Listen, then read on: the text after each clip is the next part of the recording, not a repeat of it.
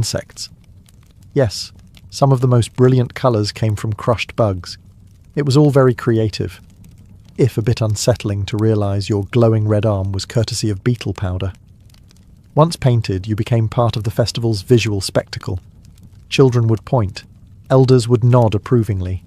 Strangers might offer you flowers or food, partly out of respect and partly out of the belief that it was good luck to give a gift to someone destined for the gods.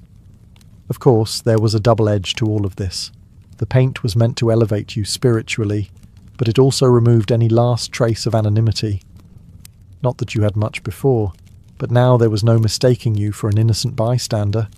You were a marked person in every sense. Still, there was something strangely empowering about it. You'd been chosen, dressed, fed, and now turned into a living symbol. It was pageantry at its finest, just with a slightly fatal ending. The Aztecs believed the gods would recognize you instantly when the time came. Unfortunately, so would everyone else. If you thought the morning of your sacrifice might at least start off peacefully, you'd be wrong. There was no gentle sunrise and birdsong to ease you into your last day. Instead, you woke up to the deep, pounding beat of ceremonial drums echoing across the city.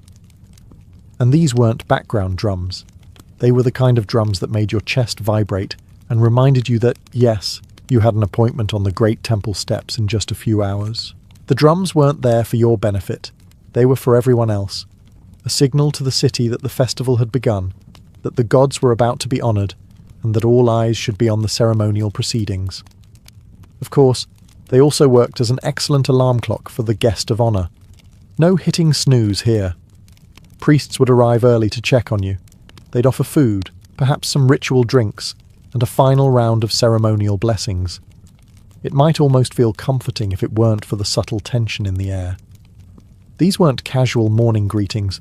These were the last-minute rituals to prepare you for your starring role. By now, you were fully dressed in your ceremonial garments, adorned with feathers, jewellery, and freshly touched-up paint. The air smelled of incense, flowers, and anticipation. Somewhere nearby, other participants were also getting ready. Dancers, musicians, and fellow victims, each with their own assigned moment in the ceremony. As the drums grew louder, the atmosphere shifted from morning calm to public spectacle. The city came alive. People gathered in the plazas, climbing onto rooftops for a better view. Merchants sold festival foods.